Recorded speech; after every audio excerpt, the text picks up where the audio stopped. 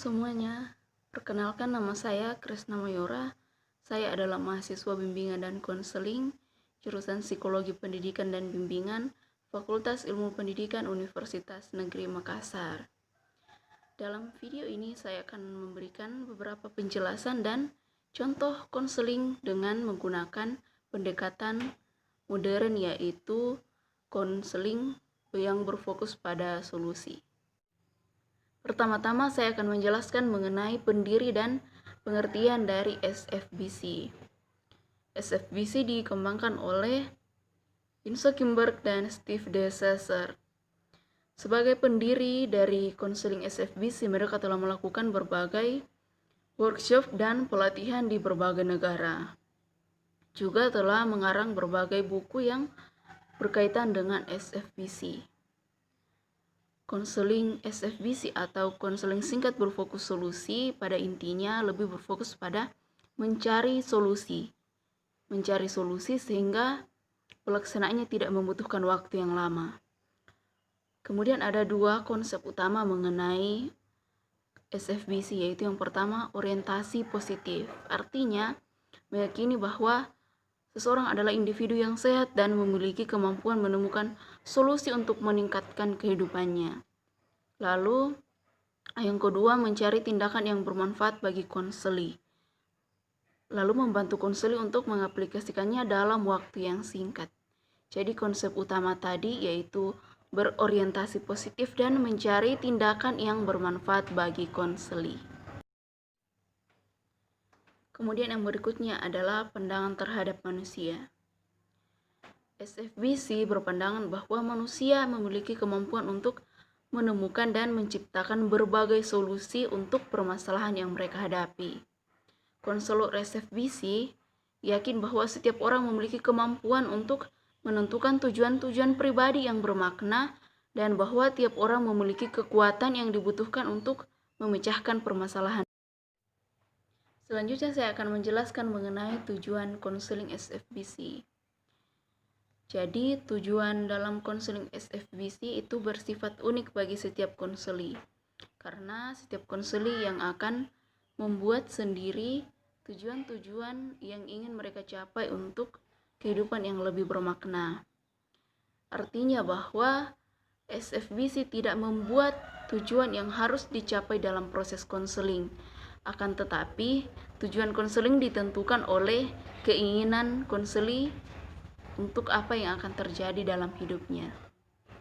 Lalu tujuan tersebut dinyatakan dengan menggunakan bahasa konseling yang positif, berorientasi pada tindakan, dibentuk pada saat konseling berlangsung, dapat dicapai, konkret, spesifik, dan tujuan tersebut berada di bawah kendali konseli.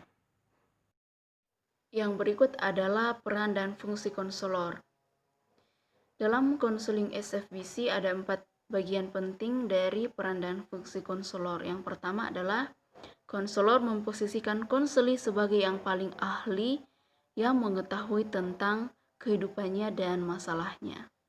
Lalu yang kedua, konselor berusaha untuk menciptakan hubungan yang kolaboratif. Kolaboratif berarti tidak ada yang menjadi pihak yang mendominasi, keduanya saling bekerja sama. Karena konselor meyakini bahwa dengan melakukan hal tersebut akan membuka serangkaian perubahan di masa sekarang dan masa depan. Lalu yang ketiga, konselor menciptakan suasana yang saling menghargai. Lalu yang keempat, konselor membantu konseli membayangkan bagaimana atau seperti apa konseli ingin terjadi dan bagaimana mewujudkan keinginannya. Setelah membahas peran dan fungsi konselor, sekarang saya akan menjelaskan mengenai hubungan konseli dan konselor dalam SFBC.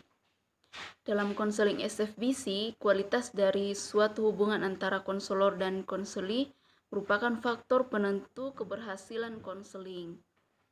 Penting untuk menciptakan suatu rasa kepercayaan sehingga konseli akan kembali untuk sesi-sesi selanjutnya dan akan mengikuti pekerjaan rumah yang disarankan oleh konselor. Lalu pembahasan terakhir mengenai tahap-tahap konseling. Dalam SFBC ada 5 tahap yang penting untuk dilakukan, yaitu yang pertama, konseli diberikan kesempatan untuk menjelaskan masalah mereka.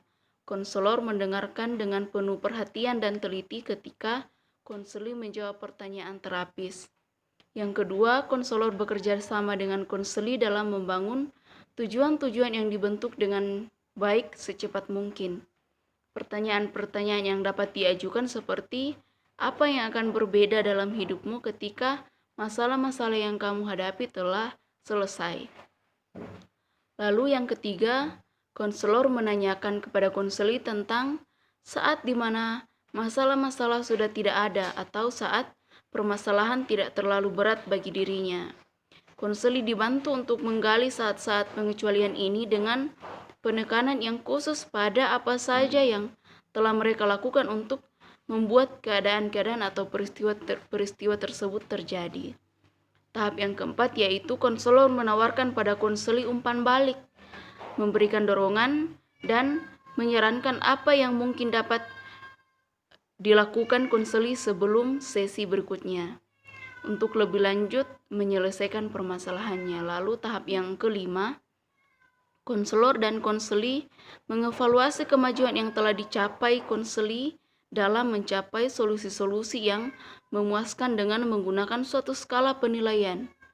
Konseli juga ditanya tentang apa saja yang perlu dilakukan sebelum mereka dapat melihat masalahnya sebagai permasalahan yang sudah terselesaikan dan apa-apa saja yang perlu dilakukan sebagai langkah-langkah selanjutnya.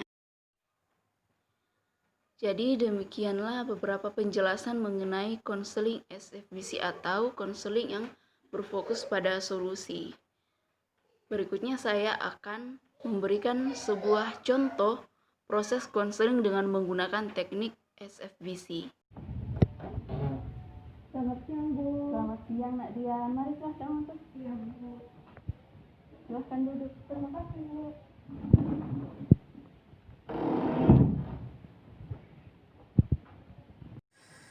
Kamu kesini sendiri saja? Saya dengan teman saya, Bu, tapi dia menunggu di kantin sambil makan siang katanya. Oh iya. Lalu kamu sendiri sudah makan siang? Sudah, Bu, tadi di kelas. Oh, baguslah. Ibu lihat mading sekolah kita semakin ramai dan semakin menarik ya. Pasti kamu dan teman-temanmu sudah bekerja keras untuk itu. Iya, Bu. Memang program kami menghadirkan informasi-informasi terkini serta karya-karya yang menarik sehingga banyak teman-teman yang lebih tertarik membaca di majelis sekolah. Baiklah, Dian. Jadi apa yang akan kamu ceritakan hari ini? Seperti yang saya ceritakan tadi, Bu, saya mengalami banyak sekali masalah akhir-akhir ini. Nilai saya anjlok, sering capek dan mengantuk, dan banyak pekerjaan yang harus saya lakukan. Oh, kegiatan-kegiatan apa saja yang kamu lakukan jika ibu boleh tahu? Saya sibuk di mading, Bu. Saya juga baru-baru ini bergabung di OSIS, kemudian membantu kakak saya mengurusi sanggarnya. Juga saya kembali ikut mendaki dengan teman-teman SMP saya. Rasanya melelahkan sekali, tapi harus saya lakukan. Oh iya, ibu paham rasanya. Dengan banyak kegiatan itu, wajar bila kamu sering lelah. Seperti itulah, Bu. Saya juga jadi sering tidak punya waktu untuk belajar dan juga lupa dengan tugas sekolah. Lalu apakah kamu memiliki semacam jadwal kegiatan? Ada, Bu, tapi sering sekali ada rapat mendadak di mading atau OSIS atau kakak saya minta bantuan. Akhir minggu lalu juga teman-teman saya tiba-tiba mengajak saya ke puncak. Oh, jadi banyak kegiatan yang mendadak ya, jadi sulit untuk kamu hindari. Iya, Bu, seperti itu. Lalu apakah kamu sudah pernah mencoba cara lain untuk menyelesaikan masalahmu itu selain jadwal kegiatan tadi? Saya tidak tahu lagi apa yang harus saya lakukan, Bu. Oh, jadi mungkin kamu sudah merasa putus asa untuk masalah ini? Iya, Bu. Saya bahkan hanya bisa menangis saat saya sudah lelah seharian melakukan banyak hal dan malamnya saya masih harus belajar. Apakah kamu merasa ingin segera menyelesaikan masalahmu ini? Betul, Bu. Saya tidak tahan lagi. Baiklah. Bagaimana jika kita mengukur ketidaknyamananmu melalui sebuah skala? Baiklah. Oke, jadi kita memiliki ukuran skala dari 1 hingga 10. Angka 1 menunjukkan ketidaknyamananmu dengan masalah pribadi yang kamu utarakan tadi. Dan angka 10 menunjukkan kenyamanan yang paling tinggi. Nah, dari angka 1 sampai 10 tadi, ketidaknyamananmu di angka berapa? Sepertinya di angka 2, Bu. Oke, kamu memilih angka 2. Bisa kamu jelaskan bagaimana keadaanmu berada di angka 2? Saya merasa kelelahan, mengantuk, ingin istirahat, tetapi banyak sekali kegiatan yang harus saya lakukan, seperti keadaan memaksa saya melakukan hal yang tidak mampu saya lakukan lagi. Ibu paham. Rasanya tidak nyaman sekali seperti itu. Lalu saat ini, apa yang kamu inginkan terjadi atas masalahmu tadi? Saya melakukan semua kegiatan saya tanpa merasa lelah yang berlebihan. Baiklah. Tadi kamu mengatakan bahwa kamu sering tidak punya waktu lagi untuk belajar dan kamu lupa dengan tugas-tugasmu karena kelelahan setelah mengikuti banyak kegiatan seharian. Apa yang kamu harapkan terjadi atas hal itu melalui proses konseling ini? Saya ingin memiliki banyak waktu untuk belajar tanpa merasakan lelah dan mengantuk. Di samping itu, kegiatan saya yang lain tidak dapat saya lakukan. Baiklah. Bagaimana jika ibu mengajakmu untuk berimajinasi terlebih dahulu? Baiklah, Bu, saya agak penasaran dengan hal itu. Ini hanya sebuah pertanyaan. Bayangkan setelah selesai dengan konseling kita hari ini, kamu akan kembali ke rumahmu, melakukan aktivitasmu seperti biasa, lalu malamnya kamu tidur dengan nyenyak di atas kasurmu. Saat kamu tertidur, sebuah keajaiban terjadi, dan masalah yang kamu hadapi telah selesai. Bisa kamu bayangkan? Namun karena saat keajaiban itu terjadi, kamu tertidur dan terjadinya begitu cepat, sehingga kamu tidak menyadari bahwa keajaiban yang menyelesaikan masalahmu itu sudah terjadi. Dan ketika esoknya kamu bangun, apa yang akan terjadi yang akan membuat kamu tahu bahwa ternyata masalahmu itu sudah selesai? Mungkin saya akan bangun tepat waktu dengan keadaan segar, tidak mengantuk, dan tidak merasa lelah di dalam kelas. Lalu saya pulang dan menyelesaikan semua kegiatan saya tanpa beban dan memiliki waktu untuk belajar. Oh baiklah, jadi keajaiban itu akan membuat 4 hal terjadi, yaitu bangun tepat waktu, nyaman di sekolah, melakukan kegiatan dengan baik, serta memiliki waktu untuk belajar. Ya, seperti itu. Nah, selanjutnya dari keempat hal tadi, apakah kamu pernah merasakan hal-hal tersebut terjadi pada dirimu? Saya rasa pernah, Bu. Bisakah kamu menceritakan kapan saat-saat keajaiban itu terjadi?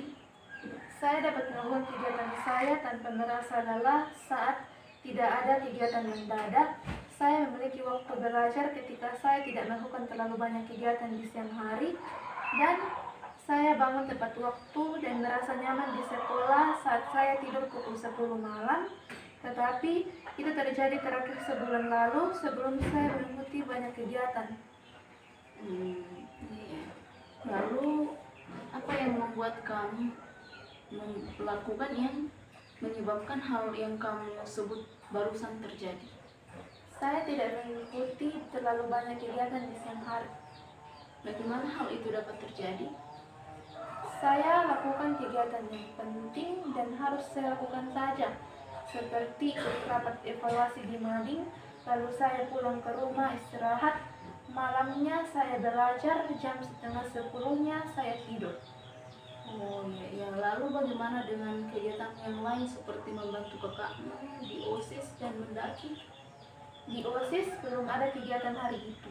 Lalu saya meminta kakak untuk membantu di hari Sabtu saja, dan kegiatan mendaki pada saat itu belum saya lakukan lagi. Tindakan yang kamu lakukan itu sudah bagus. Kamu memilih melakukan kegiatan yang penting dan mendesak terlebih dahulu. Tetapi tidak setiap saat saya bisa melakukan itu, Bu. Iya, Ibu paham dengan itu. Akan tetapi bukankah setidaknya kamu pernah mengalaminya? Mungkin dulu sekali-sekali, kedepannya akan semakin sering.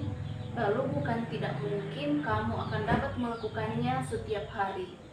Langkah-langkah kecil yang kamu lakukan pasti akan membawa perubahan besar, bukan? Betul juga, Bu. Saya hanya perlu berusaha sedikit demi sedikit.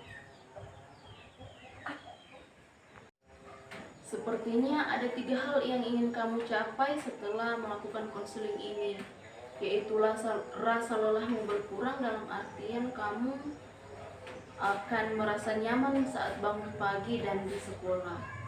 Kamu dapat melakukan kegiatan-kegiatanmu dengan baik dan kamu memiliki waktu untuk belajar.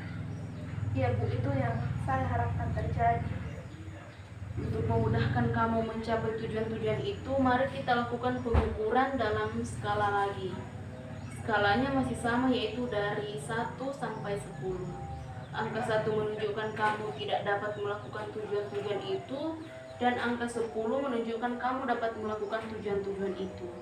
Sepertinya di angka 4, Bu.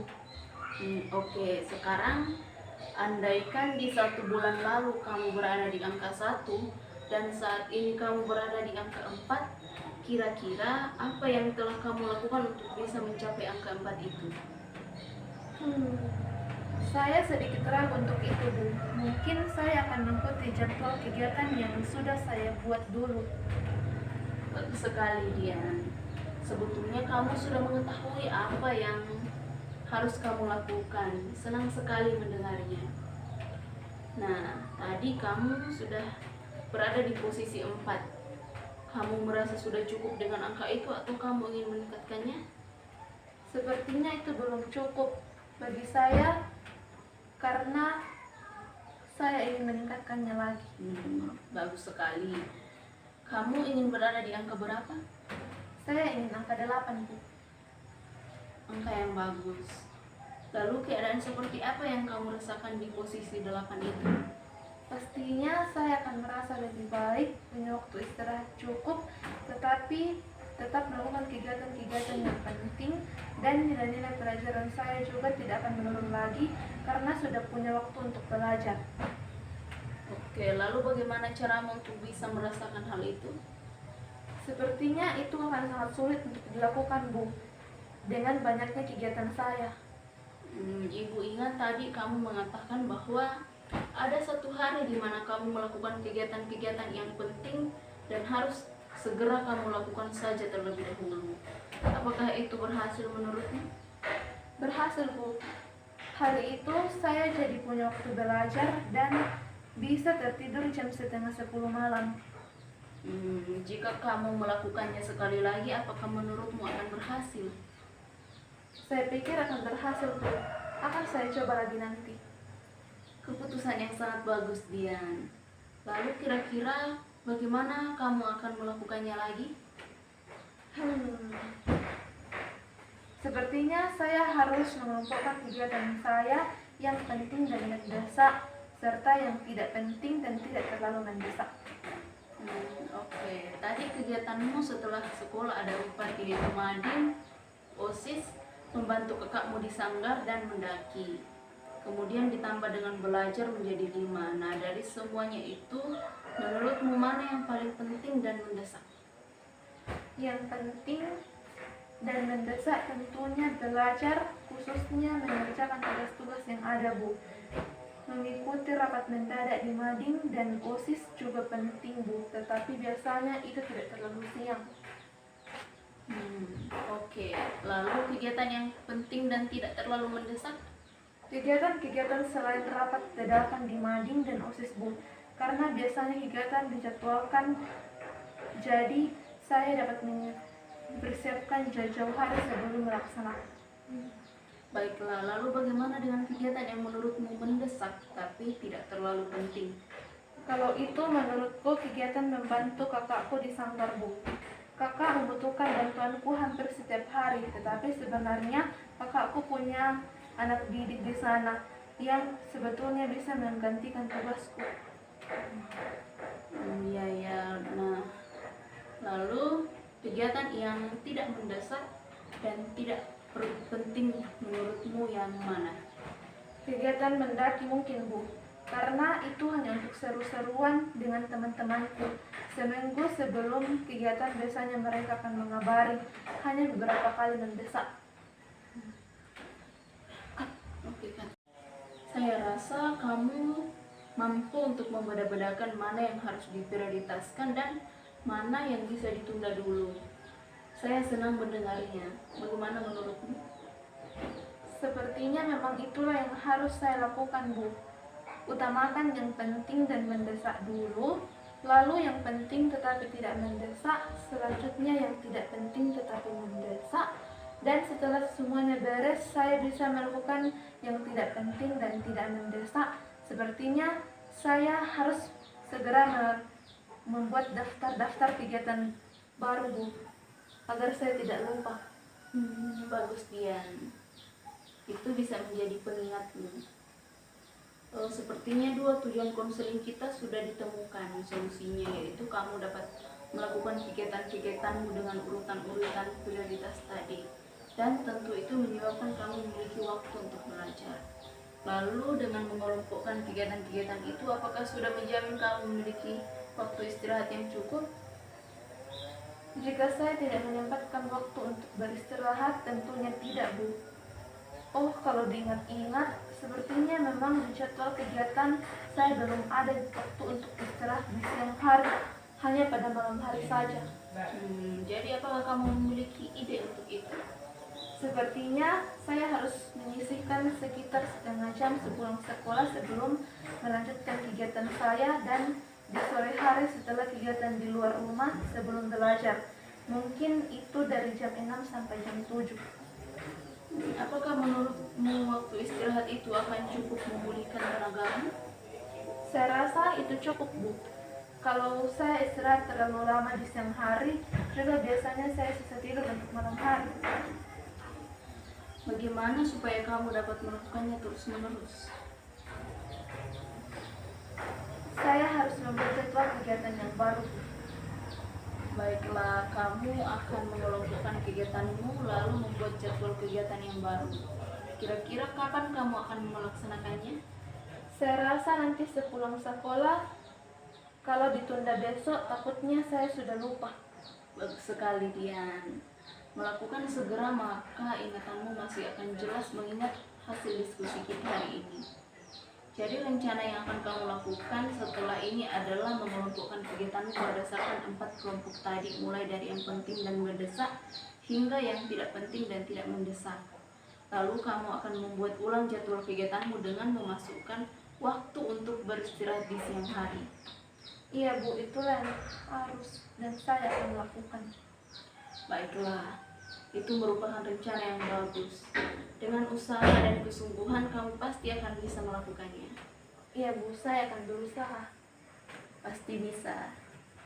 Ibu rasa kita juga memerlukan jeda terlebih dahulu untuk beristirahat. Apakah kamu masih memiliki hal untuk didiskusikan? Tidak, Bu, sudah cukup. Oke, jika tidak ada lagi, kita istirahat lebih dahulu ya, 5 menit. Kamu bisa istirahat di sini, di ruang tunggu atau mungkin di luar. Di luar saja, Bu. Saya ingin menemui teman saya dulu. Oh ya, silahkan kalau begitu. Iya, Bu.